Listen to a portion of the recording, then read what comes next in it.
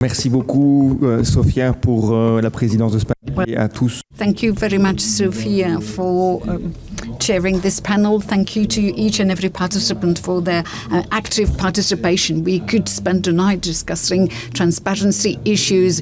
Pierre-Henri Tavelot, by the way, will join us tomorrow for the final conclusions, and he does make a clear-cut distinction between publicity and transparency. So he does defend publicity on the one hand, but he does exclude the issue of transparency. So that's the time for the general conclusion. Of course, the panelists deserve a round of applause. Thank you very much indeed.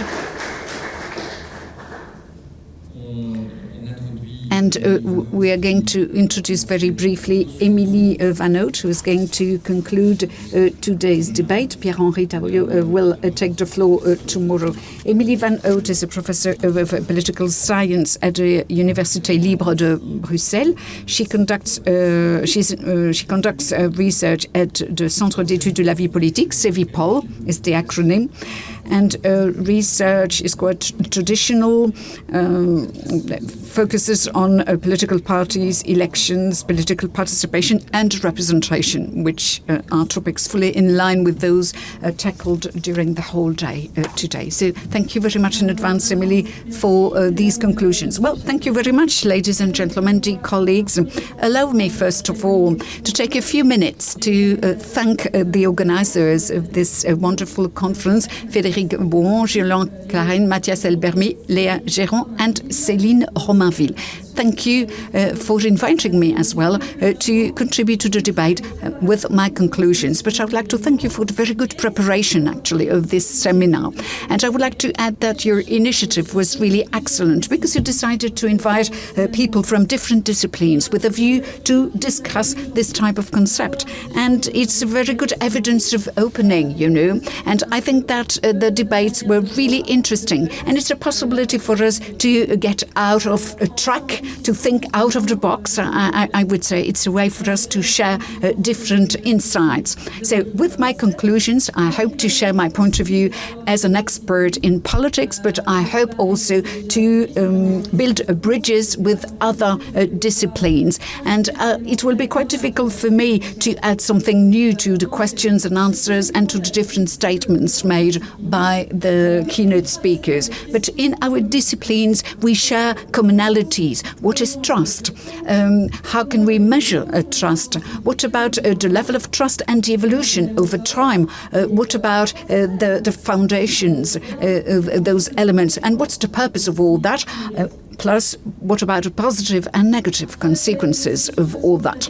Through the discussions, I've seen that we all share basic assumptions. The very first starting point we do have in common is the fact that trust is based on relationship. And Raquel Barradas this morning did refer to the horizontal relationship, social trust, interrelational trust between individuals, but also political trust between those the trustees and trusters, or those who are ruling and those who are being ruled. But it's only one side of the medal, because we talk about the trust of citizens towards the institution, but we don't have other research focusing on the trust from the institutions towards the citizens. That's not the kind of thing we can see so often. At the level of public administration, we can see that in that particular field.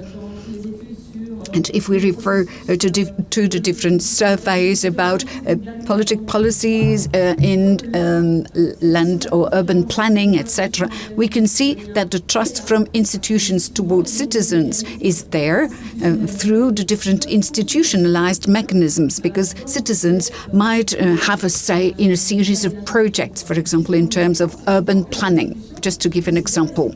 And institutions do consider citizens as people who have limited skills or limited abilities, or people we need to deal with, and we need to bear with what they might think or do. And this might also allow us to better understand the lack of trust from elected representatives towards citizens or towards the elite. And maybe we need to focus on the different elements coming into the picture. Democracy, participatory democracy, the possibility to have a say in deliberations, the distrust of what I would call the elite regarding new innovations in the field of democracy, these new innovations in the field of democracy. At lunchtime, when having private discussions with Céline Romainville, we did realize that between governments and parliaments, the same situation might occur. And behind this notion of trust, we have another crucial point of view or issue, i.e. the notion of control of the agenda, control in terms of decision-making, power, and how to share power. And as researchers, I do believe that that's probably the other dimension we should focus on. What about the trust of institutions and political stakeholders towards citizens? It seems that there is an increased polarization at this level, and we need to determine how to improve trust. The fact that political parties and the elite are completely disconnected from the civil society is something which might also feed in this lack of trust. That's why we need to better design or rethink the answers to be given to the notion of lack of trust. When we talk about trust, it would be important to determine what are the main components of the other dimension. Because for the citizens, it's quite clear. But for the other dimension, we talk about stakeholders, governments, political parties, and so on and so forth. But I think that it does mirror, to a certain extent, a comment made by Raquel Barradas about the need to determine to whom the issue of trust is addressed. We know that sometimes the trust of the institution does, at the level of institutions, we can see, or at the level of research carried out by the institutions, we can see that citizens usually trust more those policymakers who are more close to their opinions or point of view. And for me, it is important to make a clear cut between institutions and stakeholders, and we should not consider that all institutions are part of the same group, because it does highly depend, the level of trust does highly depend on the composition of those different institutions. Well, in the audience, I did realize that we had some representatives from the parliament in Belgium here in the audience, but I have not seen anyone, i.e. political parties or elected representatives. And it's a pity we do not have this type of audience here today, because this might explain why we do not have the full picture of potential solutions regarding the debate. Another element or another pillar of this debate on trust has to do with the fact that a certain level of trust is needed and desirable. And it is a kind of assumption based on the fact that the main consequences of trust might be positive or are positive. We did refer to the glue, the fact that trust was the glue or the cement of society. And it's a very good indication of the fact that a certain level of trust is needed. But how can we measure it? Because we need to measure it. And we know that trust towards institutions might be quite stable and might be quite average compared to a weak level of trust for the police or the justice, and higher compared, for example, to the media and political parties. So we are in between the two, if I may say so. So we need to determine when a low level of trust might be problematic, and the issue is not solved for the time being, I think. It is still open, fully open, I would even say. We know that in some cases we might see huge discrepancies between certain groups of citizens, and fluctuations over time have also been spotted on the basis of scandals or specific incidents, as we mentioned during this afternoon. For example, in Belgium, there is a lack of trust towards the Walloon Parliament in 2024. Belgian people do laugh because they know why, of course, but the Walloon Parliament was the victim of a series of scandals, in 2024 because of the expenditures of the members of the executive, because of the refurbishment of the different premises and buildings of the Walloon Parliament. We did refer this morning to a lack of trust of citizens regarding the different treatment they might be faced with. So this means that minimum level of distrust might be healthy, I would say, not to mention needed, with a view to move forward. So we need to make a clear-cut distinction between the lack of trust and the notion of distrust. The lack of trust means that there is no relationship. There is almost nothing. There is nothing. There is no emotions. It's a kind of standstill situation. Then we have, deriving from that, a series of questions and problems with specific consequences deriving from that. But it's quite different from distrust, because distrust does include some negative emotions, some kind of negative insight.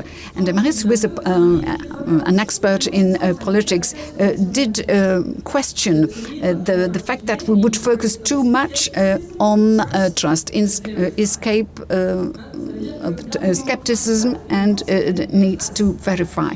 That's what was the title of his exposé. So we have two sides, of the medal.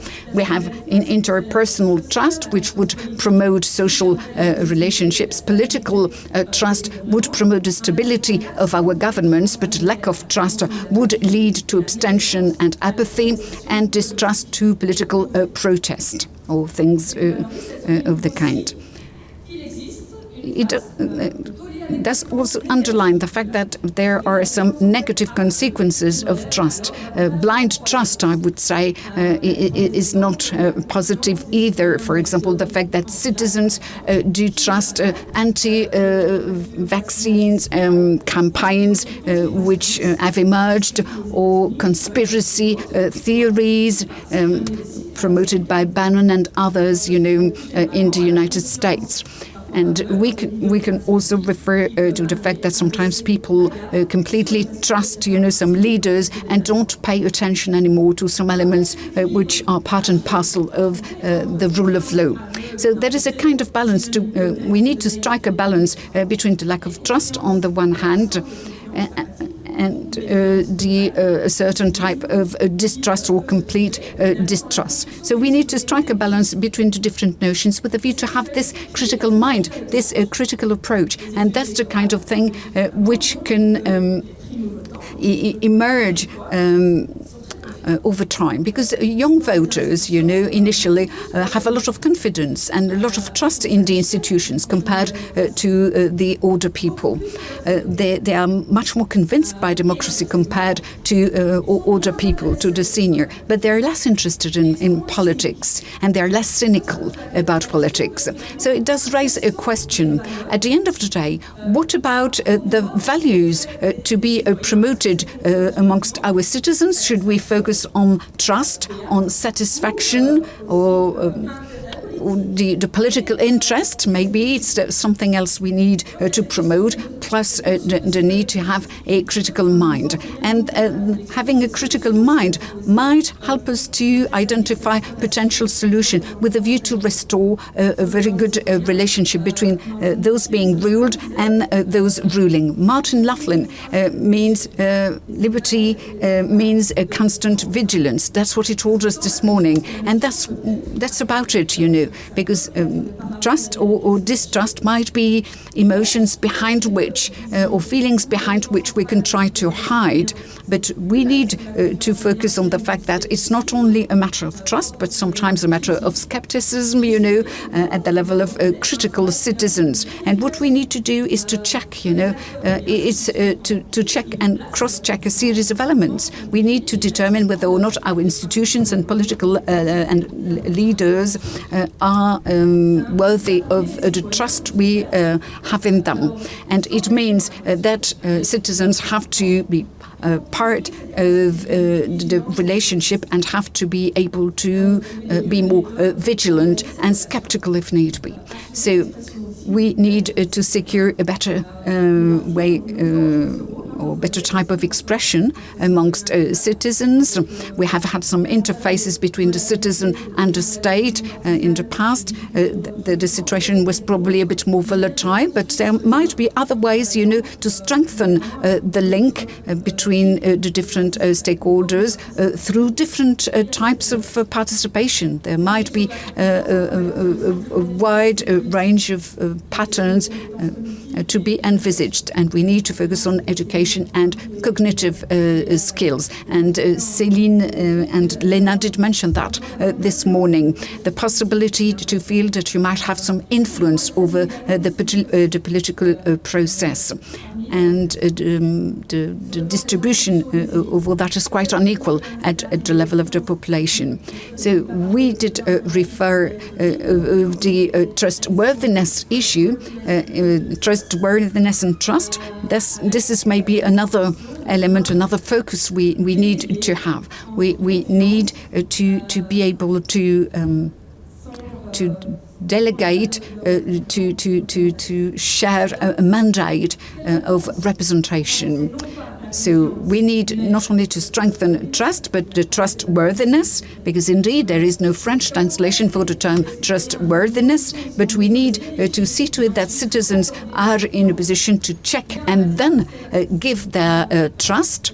And that's probably my role as an expert in politics. We need to be fully aware of the limitations of constitutional reforms, because there is some emotions behind that. Reforms at the level of the constitution might lead to less emotions, maybe. So trustworthiness here is a way to refer to stakeholders and actions instead of other elements. And I would like to refer to the United States. We have the integrity of elections and many legal provisions which do secure this approach. But legislation is not pivotal. It's mainly the speech of the different stakeholders and emotions deriving or related to this.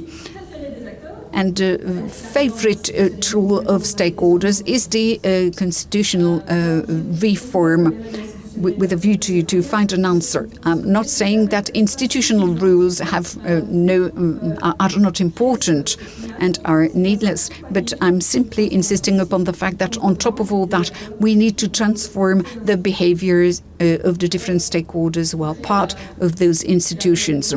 So we have the part related to skills, the part related to integrity, but in terms of skills, trustworthiness means that we need a capacity of action.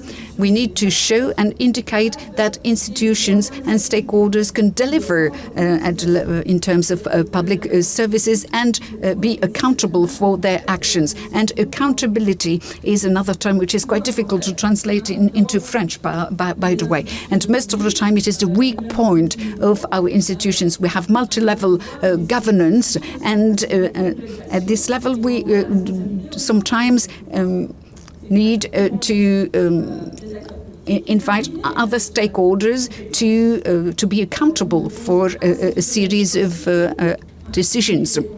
It's possible to limit shared powers, to have an interpretation which is fully readable.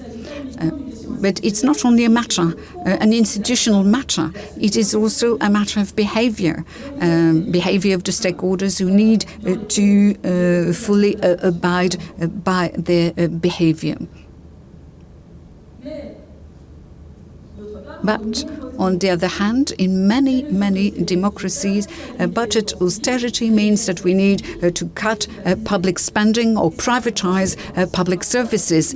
And the consequence of all that is the fact that services are not equally available all over the country. In France, we have seen the yellow vest demonstrations, and at the end of this morning, we did refer to the fact that citizens distrust, the policymakers, and through their vote, they give a very negative evaluation or assessment of the policies implemented. In the Netherlands, niet de kiezer zegt, which means that it's not the constituents that we need to focus on. We need to refer to. It's not that we don't need voters, but we simply need to bear in mind the fact that we need to focus on public policies, and sometimes bear in mind the fact that a cynical approach might be at stake. So it's not institutional engineering which might be the answer, but mainly through policies. We need to alternate those who will be in power, and we need to increase and improve the accountability. What about the response of the institutions? It is true that it is because of scandals that sometimes we can see a change in terms of approach. At the level of the analysis carried out by political parties, we can see that there is a negative dimension related to the regulation on the one hand, and trust, because those who are highly regulated are less trusted. So once again, this can be explained by the fact that we do infringe the rules, indicate that there is a lack of trust. And maybe we should focus a bit more, not on transparency, but on what I would call readability, or the accountability or responsibility, and make it possible for citizens to enjoy their citizenship in a critical way, and determine whether or not policy leaders are trustworthy. For example, the public funding of political parties, spendings in periods of elections. It's not a matter of who, how, where, etc., but it's mainly a matter of focusing on a more impartial approach in terms of decision making. So those controlling should not be those controlled should not be those in charge of those controls. And in Belgium, we can see that we have a lot of not-for-profit making organizations, and with a lot of political leaders being part of those organizations. It's fully transparent. Documentation is available. You can read the 300 PDF pages of budgets and financial situation of these organizations and political parties. It's not because it is available that it is fully transparent. So it is important to fully understand all the nitty-gritties behind those figures. It's a matter of having something which is readable. And on top of all that, it's a matter of accountability, to give some feedback to the citizens about the way and how the money is being spent. It is important to tell citizens how decisions are being made. So I'm getting out of this debate with more questions than answers, but it's probably a very good indication or evidence of the fact that the debates were highly interesting. So maybe we need to focus on the lack of trust of the elite towards the citizens. We need to make a clear-cut distinction between trust towards the institution and those stakeholders being part of those institutions. What about the democracy? What about the possibility to have a more constructive, critical mind at the level of citizens, and the possibility for those citizens to indicate that they are trustworthy and impartial through a better interpretation of public decisions, and better accountability and responsibility amongst decision makers.